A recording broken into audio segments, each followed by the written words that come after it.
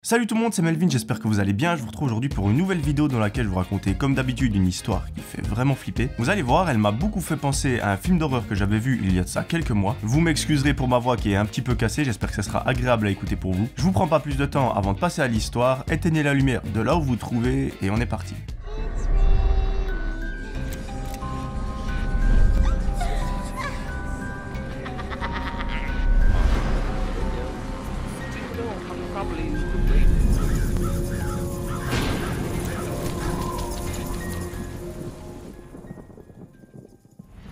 Aujourd'hui mes amis, c'est l'histoire de Clara. À l'époque des faits, Clara a 14 ans et elle habite aux États-Unis. Elle nous raconte que ses parents sont super cool, ils l'ont inscrit dans un club de sport, plus particulièrement pour y pratiquer du tennis, et que ça, c'est sa passion. Elle adore tout ce qui touche au tennis. Elle fait le plus de matchs possible, elle essaye d'en regarder le plus possible également. Concernant sa scolarité, elle nous raconte que tout se passe super bien à l'école. Dans sa classe, elle a toutes ses meilleures amies, toutes ses copines, elle est vraiment trop contente, et généralement chaque jour après l'école, elles s'invitent l'une chez l'autre. Clara nous raconte qu'il y a quelque chose dont elle se réjouit particulièrement, c'est que dans 2 semaines, il y a une colonie de vacances. Effectivement, le club de sport dans lequel elle est inscrite a décidé cette année d'organiser une colonie de vacances pour les jeunes, et celle-ci se déroulera dans un petit campement qui est au milieu d'une forêt. C'est un coin magnifique, il y a des sortes de petits cabanons, des petits chalets pour que les gens puissent y dormir, et c'est vraiment en mode colonie de vacances à l'américaine comme on voit dans les films. Elle nous explique qu'elle est vraiment trop contente parce que c'est pas comme si elle y allait toute seule, avec des gens qu'elle ne connaît pas, mais là, elle a trop de chance parce que ses meilleurs amis y viennent avec. Effectivement, le club de sport ne propose pas que des cours de tennis, il y a d'autres domaines, et ses meilleures amies sont inscrites, elles, dans des sports différents. Mais la colonie de vacances est générale, du coup, tous les enfants se regrouperont dans le même campement. Là, avec ses amis, elles se réjouissent vraiment trop. Durant les 2 dernières semaines avant la colonie, elles ne parlent que de ça, que ce soit à l'école ou encore l'après-midi quand elles s'invitent à la maison. Bref, il n'y a que ça comme sujet de discussion. À ce moment-là de l'histoire, on est en été, et cette petite colonie va marquer la fin de l'année scolaire. Vous le savez tous, les vacances d'été, c'est celles qu'on attend le plus dans l'année. Généralement, ça marque une grande pause et on peut profiter de tout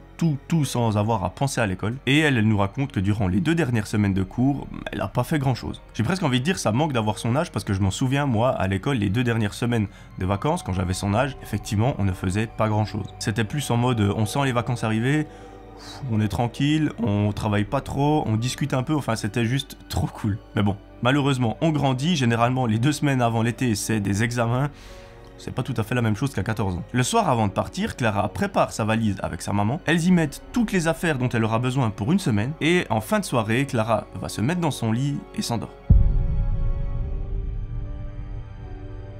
Le lendemain matin, c'est un réveil super tôt, le bus part à 6 h. Clara commence par prendre un petit déjeuner, ensuite sa maman lui prépare ses dernières affaires, elle s'habille et part en direction du bus. Là-bas, elle retrouve tous ses copains-copines, sa mère, elle reste avec elle le temps que le bus démarre. Clara monte dans le bus et avec ses potes, elle va s'asseoir tout au fond. Au bout de quelques minutes, le bus démarre et les vacances peuvent commencer. Dans le bus, il y a une ambiance de fou, vraiment de vacances, il y a de la musique, tout le monde rigole, tout le monde se fait des blagues, et au bout de 3 heures de trajet, ils arrivent enfin dans le camp où ils vont passer la semaine. Clara nous raconte que son premier réflexe, c'est de dire à ses amis: on se croirait dans un film d'horreur. Effectivement, c'est vraiment au milieu de la forêt, les cabanes dans lesquelles elles vont dormir, c'est pas du grand luxe, mais vu qu'elle est avec ses potes, elle nous dit ça va être trop bien. Une fois arrivés, la première chose que Clara et ses amis doivent faire, c'est trouver une cabane dans laquelle dormir, y déposer leurs affaires, ranger un petit peu, choisir un lit qu'ils vont occuper pendant toute la semaine, et c'est ce qu'elles font pendant une petite heure. Une fois cette tâche terminée, les moniteurs leur donnent rendez-vous au point de rassemblement, qui se situe en fait au milieu des cabanes parce qu'elles sont placées en forme de cercle, et là ils commencent par leur expliquer le programme de la semaine. En gros, ils racontent qu'à 2-3 km, il y a un centre sportif dans lequel ils vont aller s'entraîner, ils vont passer la majorité de la semaine là-bas, mais en plus de ça, ils vont faire quelques randonnées. Les enfants sont trop contents, ils découvrent le camp pendant une petite heure, et une fois terminé, ils se retrouvent pour la pause de midi. Après le repas, tout le monde doit aller se mettre en condition pour faire du sport, parce que cet après-midi, c'est un petit tournoi de foot qui est organisé. Je vous l'ai pas dit, ce camp, c'est un camp multisport, c'est pas vraiment un camp où chacun fait son domaine. Par exemple, Clara, elle ne va pas faire que du tennis, et j'ai envie de dire, d'un côté, c'est bien, ça fait découvrir de nouvelles choses et de nouvelles personnes. Une fois tout le monde habillé avec leurs affaires de sport, les moniteurs les guident vers le centre sportif. Apparemment, là-bas, c'est un super endroit, vraiment, il est super propre. C'est pas les seuls à y être, il y a des groupes de jeunes qui traînent, qui font du foot, etc. Mais eux, ils ont un terrain rien que pour eux. La journée se passe à merveille, Clara s'amuse comme une folle. Elle nous raconte qu'à la fin de celle-ci, elle est épuisée et qu'elle a qu'une hâte, c'est de dormir. Déjà, le trajet l'a complètement anéanti, mais alors en plus de faire du foot toute la journée, c'est le combo parfait. En fin de journée, tout le monde rentre au campement, ils se reposent tous une petite heure dans leur cabane et arrive enfin l'heure du repas. Pendant une petite heure et demie, ils prennent un repas tous ensemble, c'est super cool, l'ambiance est super agréable et à la fin de celui-ci, tout le monde va se coucher dans leur cabane. Clara et ses amis nous racontent qu'elles ont fait approximativement 5 minutes éveillées dans leur lit et elles sont toutes tombées de fatigue. Au milieu de la nuit, Clara dort paisiblement lorsqu'une de ses amies la réveille. Clara se réveille un petit peu en sursaut, elle lui dit « mais qu'est-ce qu'il y a ?» Et là, sa pote lui fait une étrange confidence, elle lui dit « j'ai l'impression qu'il y a quelqu'un qui marche autour de la maison. » Alors, Clara se dit « c'est mes meilleures amies, je sais qu'elles ont l'habitude de faire des petites blagues, des petites farces, etc. Mais là, au milieu de la nuit, c'est un petit peu étrange. » Elle lui répond donc « c'est pas le moment de faire une blague, on est super fatigué, on vient de se taper 3 à 4 heures de bus, on a fait du foot toute la journée. » Ça serait pas mal qu'on dorme. Sa meilleure pote ne laisse plus place au doute, elle lui dit « c'est pas une blague, il y a vraiment quelqu'un qui est en train de marcher. » Au moment où elle termine sa phrase, Clara entend effectivement un bruit qui provient de l'extérieur. Elle chuchote à l'intérieur, mais vu que les murs sont en bois et c'est pas non plus du grand luxe, elles entendent parfaitement ce qui se passe juste à l'extérieur. Là, Clara dit à sa meilleure amie « couche-toi, on fait semblant de dormir. » En fait, elles ne savent pas si c'est un moniteur qui surveille les cabanes pour voir si tout le monde dort, si c'est un autre étudiant qui vient faire une blague ou si c'est un parfait inconnu. Par mesure de sécurité, elles font genre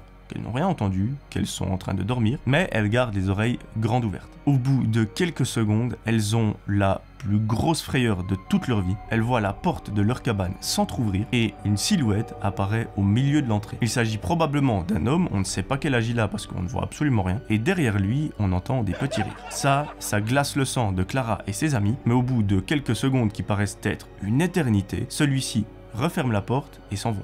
Clara ne sait pas quoi faire, elle ne sait pas si elle doit aller réveiller ses moniteurs, si elle doit faire comme si de rien n'était et leur en parler le lendemain matin au déjeuner. C'est cette option qu'elle choisit, elle dit à sa meilleure amie « écoute, on va se rendormir, on en parlera demain au petit déjeuner parce que si ça se trouve, c'est les moniteurs qui sont venus, ils ont rigolé, et voilà. » Quelques petites minutes après, Clara et sa pote ne tiennent plus et elles se rendorment. Le lendemain matin, tout le monde se retrouve au réfectoire pour le petit déjeuner et Clara appelle un moniteur à sa table. Elle lui dit « Monsieur, quelqu'un est entré hier dans notre chambre pendant la nuit, est-ce que c'était l'un d'entre vous ?» Le moniteur, assez surpris, lui dit « Non, nous on était en train de dormir, généralement on fait une petite ronde autour des maisons, mais pas à 4 h du matin, donc c'est assez bizarre. Soit c'est un autre élève qui est venu et qui voulait vous faire une petite blague, et si c'est le cas et qu'il revient la nuit prochaine, vous venez nous en reparler et on le punira. » Dans les règles du camp, c'est marqué qu'il est interdit de sortir de sa cabane après 22 h pour les jeunes. Clara et ses amis sont un petit peu rassurées, elles prennent leur petit déjeuner et ensuite pendant tout l'après-midi, elles font du sport. De nouveau, en fin de journée, tout le monde retourne au campement dans leur propre cabane, ils se reposent pendant une petite heure et se retrouvent pour le dîner. Cette fois-ci, ils font des grillades autour d'un feu, l'ambiance est juste magique, tout le monde est super sympa, ils se racontent des histoires autour de celui-ci et à la fin de la soirée, tout le monde va se coucher. Clara et ses amis continuent la soirée pendant un petit moment dans leur cabane, elles se racontent des petites histoires et des petites anecdotes qui font vraiment flipper, c'est parfait pour amener une petite ambiance particulière lorsqu'on dort au milieu d'une forêt, et au bout d'un moment, tout le monde s'endort. Vous allez voir, la suite de l'histoire est complètement inattendue et fait froid dans le dos. Mais avant toute chose, si t'es pas abonné, je t'invite vraiment à le faire parce que je te promets que les histoires qui vont arriver sur la chaîne, elles vont te plaire. En plus de ça, il y a d'autres vidéos qui vont arriver, je suis en train de travailler sur le générique, ça va être trop cool. Au milieu de la nuit, Clara est de nouveau réveillée par sa meilleure amie. Celle-ci lui dit « Clara, j'ai de nouveau entendu des pas autour de la maison, ça serait bien qu'on aille prévenir les moniteurs. » Notre amie Clara lui dit « Effectivement, cette fois, ça commence à faire un petit peu beaucoup, on va aller toquer dans leur cabane pour leur en parler. » Elles attendent que les personnes qui se trouvent autour de la maison s'éloignent petit à petit, et lorsqu'elles sont sûres qu'elles sont parties, elles ouvrent la porte de la cabane, mais là, elles sont choquées. Elles voient un groupe de jeunes qui est situé autour du feu, ils ont plein de bouteilles d'alcool à la main et ils sont tous en train de fumer. Et là, elle referme discrètement la porte et elle dit à sa meilleure pote, on ne peut pas sortir parce qu'il y a des jeunes qui sont autour du feu, cette fois on a la confirmation qu'il ne s'agit pas de jeunes du camp ou de moniteurs. On va refaire comme le soir d'avant, on espère sincèrement qu'ils ne vont pas revenir dans notre cabane, on ne connaît ni leurs intentions, on ne sait même pas qui c'est, on a peut-être l'impression qu'on les a déjà vus au centre sportif, mais aucune confirmation. Donc on va juste se recoucher et attendre. Les deux se recouchent, écoutent attentivement ce qu'il se passe, mais malheureusement, la fatigue va l'emporter et au bout de quelques minutes, elles se rendorment. C'est 2 heures après que tout le dortoir se réveille en sursaut, car un moniteur est entré comme un malade mental dans celui-ci. Il a crié « Les enfants, venez avec moi, il faut qu'on s'en aille le plus rapidement possible. » Et c'est là où vous allez voir que la fin est particulière. Je vous laisse imaginer dans l'état dans lequel sont les jeunes en se réveillant, ils sont complètement à l'ouest sur une autre planète, ils ne comprennent pas du tout ce qu'il se passe, mais Clara, en se levant, elle remarque que l'extérieur est tout orange. Le moniteur dit « On n'a pas le temps de prendre vos affaires, il faut partir le plus rapidement possible ». Tout l'extérieur est en train de brûler. Au moment où il dit cette phrase, c'est la panique, tous les enfants se mettent à hurler, le moniteur va secouer du lit les personnes qui se sont rendormies, il les fait tous sortir du cabanon et les emmène avec lui dans un endroit qui est sécurisé. Heureusement, ils ont juste eu le temps de s'habiller pour ne pas avoir trop froid, et en arrivant dans cet endroit, Clara remarque qu'il y a tout le camp qui est là, que ce soit les moniteurs ou les jeunes, et qu'effectivement, tout ce qui se trouve autour du camp est en train de brûler. D'ailleurs, certaines cabanes ont commencé à être ravagées par les flammes. Ça s'est joué donc à quelques précieuses minutes qui auraient pu tourner en drame. Clara nous raconte un fait assez étrange, c'est qu'elle n'a presque plus de souvenirs de la suite. Elle se souvient uniquement que les pompiers sont arrivés, qu'ils ont essayé tant bien que mal de combattre le feu, mais elle, la suite, c'est un petit peu brouillon. D'après les moniteurs, tous les membres du camp sont allés faire un tour à l'hôpital, histoire de voir s'ils n'avaient pas inhalé des fumées toxiques. Par miracle, tout le monde va bien, mais il y a quand même eu une enquête. Comment est-ce qu'un feu peut démarrer aussi rapidement dans une forêt? Alors, on est effectivement en été, tout est asséché, il suffit d'une toute petite étincelle pour qu'une forêt s'enflamme, mais l'enquête va prendre un tout autre tournant lorsque Clara va discuter avec un de ses moniteurs. Effectivement, durant la conversation, elle lui dit « La nuit où tout ça s'est passé, on a entendu des bruits autour de notre maison, je m'en souviens, on a ouvert la porte de notre cabanon et on a vu un groupe de jeunes qui se situaient autour du feu. Ceux-ci étaient en train de boire je ne sais quoi, et en plus de ça, ils fumaient. » Au moment où elle dit cette phrase, ça fait un déclic dans la tête du moniteur. Il appelle immédiatement la police pour leur communiquer des informations et il leur dit « On a eu des jeunes qui fumaient autour du feu, peut-être que l'incendie est... alors volontaire ou pas, on ne saura jamais, mais il a probablement été déclenché par un jeune qui a fumé une cigarette et qui l'a lancée dans la nature. Il croyait peut-être qu'elle était éteinte, celle-ci ne l'était pas, et ça a tout ravagé. D'ailleurs, je crois que les causes les plus nombreuses d'incendie, c'est quand une personne fume une cigarette, elle l'éteint mal, elle la jette dans la nature et...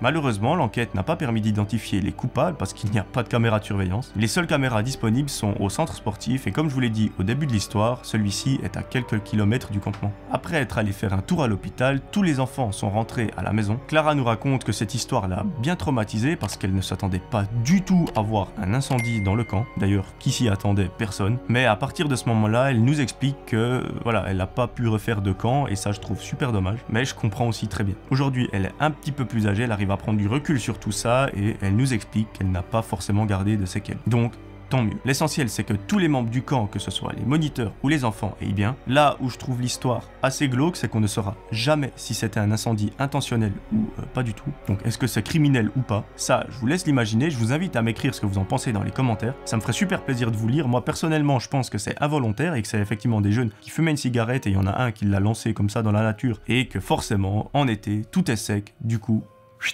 tout s'enflamme. Voilà, c'est la fin de cette vidéo, j'espère qu'elle vous aura plu. Si c'est le cas, n'hésitez pas à me le dire comme d'hab en commentaire. Je vous remercie encore pour tout le soutien, moi je vous promets de vous retrouver très très vite pour une nouvelle vidéo. D'ici là, j'aimerais que vous preniez soin de vous. C'était Melvin, ciao tout le monde.